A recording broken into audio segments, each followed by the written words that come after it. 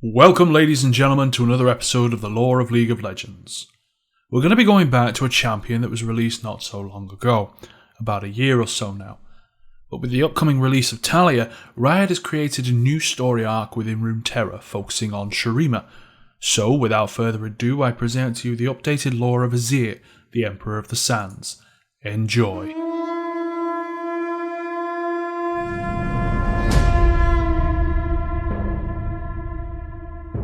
Thousands of years ago, the Shuriman Empire was a sprawling realm of vassal states conquered by powerful armies led by all but invincible warriors known as the Ascended. Ruled by an ambitious and power-hungry emperor, Shurima was the greatest realm of its day, a fertile land blessed by the power of the sun that shone from a great golden disc floating atop the temple at the heart of its capital. The youngest and least favoured son of the emperor, Azir, was never destined for greatness. With so many siblings ahead of him, he would never be emperor. Most likely he would take up a position in the priesthood or as governor of some backwater province. He was a slender, studious boy who spent more time perusing the texts collected in the great library of Nasus than training to fight under the stern tutelage of the ascended hero Renekton. Amid the twisting shelves of scrolls, books and tablets, Azir met a young slave boy who visited the library almost every day in search of texts desired by his master. Slaves in Shurima were forbidden to take names, but as the two boys became friends, Azir broke that law and called his new friend Xerath, which means one who shares. He appointed Xerath, though he was careful never to endanger him by naming him publicly, as his personal slave, and the two boys shared their love of history while learning all they could of Shurima's past and its long legacy of ascended heroes. While travelling with his father, brothers and Renekton on the yearly tour of the Empire, the royal caravan stopped at a well-known oasis for the night. Azir and Xerath stole away in the middle of the night to draw the stars and add their own celestial maps to those they had studied in the Great Library. While they drew the patterns of constellations, the royal caravan was attacked by a cabal of assassins sent by the Emperor's enemies. One of the assassins found the two boys out in the desert and was poised to cut Azir's throat when Xerath intervened, throwing himself upon the assassin's back. In the ensuing melee, Azir freed his dagger and plunged it into his attacker's throat. Azir took up the dead man's sword and rushed back to the oasis, but by the time he returned, the assassins were already defeated. Renekton had protected the Emperor and slain the attackers, but Azir's brothers were all dead. Azir told his father of Xerath's courage and asked him to reward the slave boy, but his words fell on deaf ears. In the Emperor's eyes, the boy was a slave and beneath his notice, but Azir swore that one day he and Xerath would be brothers. The Emperor returned to his capital, with a 15-year-old Azir now his heir, and unleashed a merciless campaign of bloodshed against those he believed had sent the assassins. Shurima descended into years of paranoia and murder as the Emperor took revenge on any he suspected of treason. Though he was now heir to the throne, Azir's life yet hung by a thread.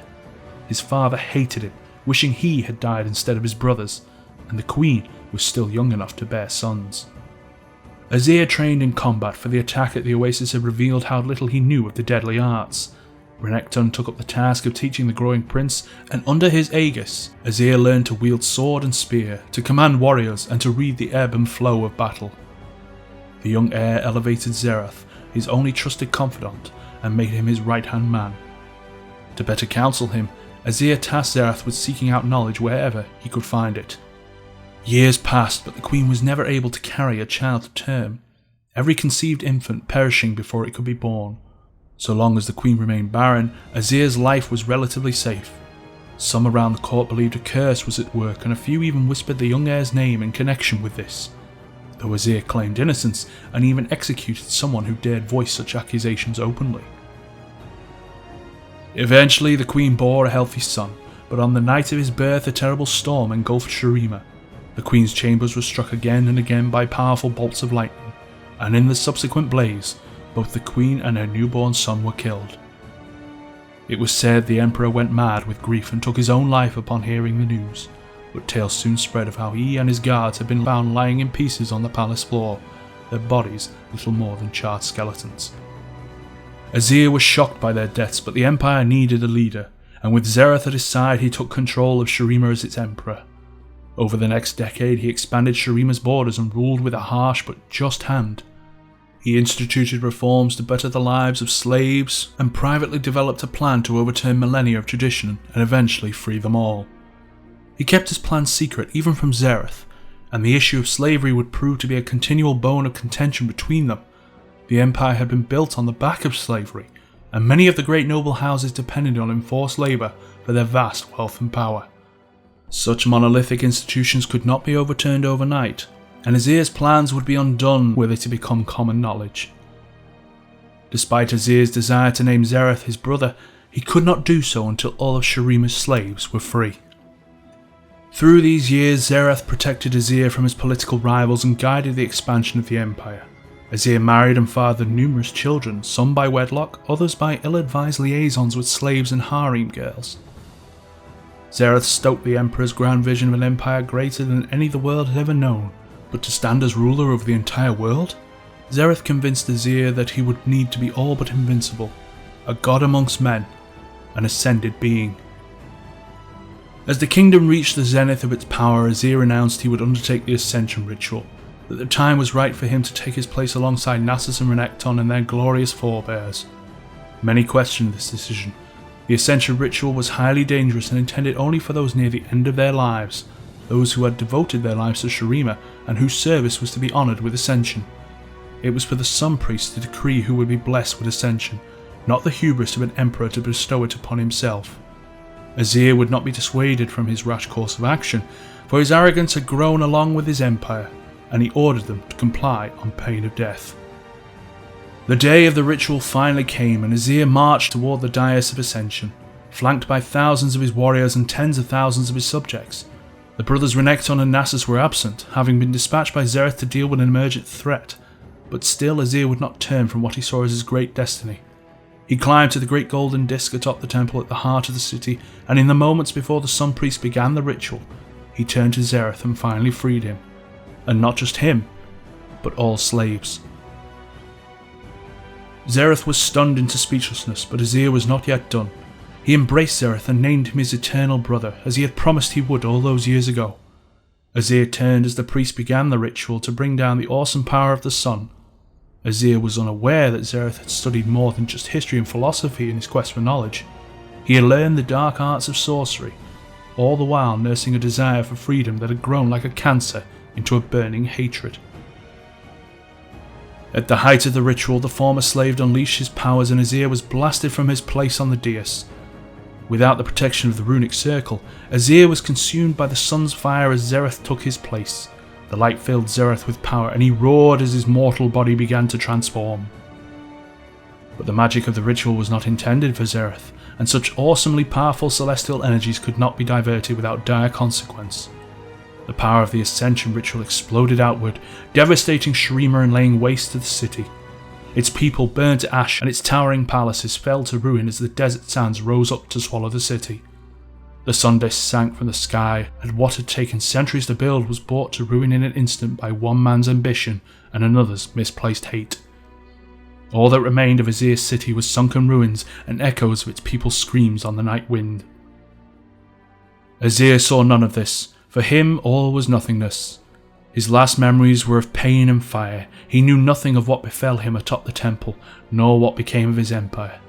He remained lost in timeless oblivion until, thousands of years after Shurima's doom, the blood of his last descendant spilled onto the temple ruins and resurrected him. Azir was reborn, but was yet incomplete, his body little more than animate dust given form, held together by the last vestiges of his indomitable will. Gradually resuming his corporeal form, Azir stumbled through the ruins and came across the corpse of a woman with a treacherous knife wound in her back. He did not know her, but saw in her features the distant echo of his bloodline. All thoughts of empires and powers were forgotten as he lifted his daughter of Shurima and bore her to what had once been the Oasis of the Dawn.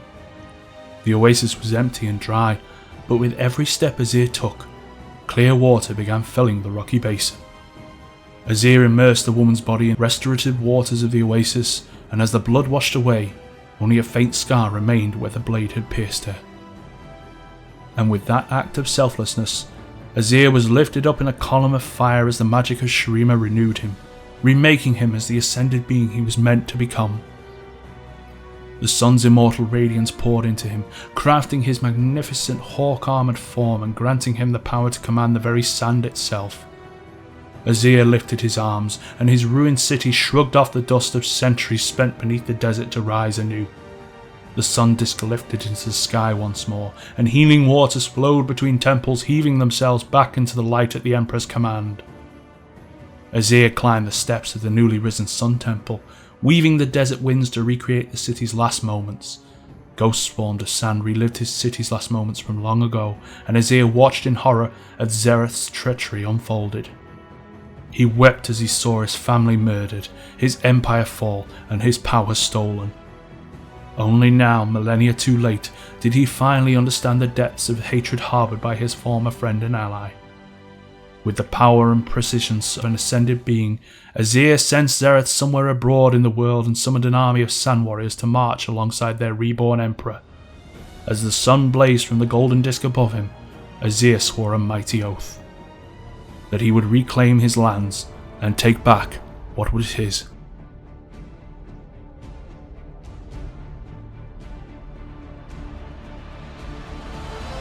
And that's all I've got for you this time around. Let me know what you thought of the video by hitting that like button and leaving your feedback in the comments section below.